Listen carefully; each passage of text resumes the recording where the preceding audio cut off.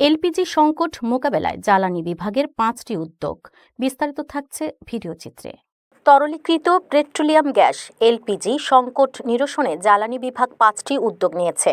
এতে এলপিজির আমদানি বাড়তে পারে এবং বাজারে সরবরাহ সংকট কমতে পারে। জ্বালানি বিভাগ সূত্র জানিয়েছে, আমদানি বাড়াতে শুল্ক কমানো এবং এলসি সহজ করার ব্যবস্থা নেওয়া হয়েছে। এছাড়া 5টি কোম্পানিকে অতিরিক্ত আমদানির অনুমতি দেওয়ার জন্য বাংলাদেশ এনার্জি রেগুলেটরি কমিশনকে বিইআরসি চিঠি পাঠানো হচ্ছে।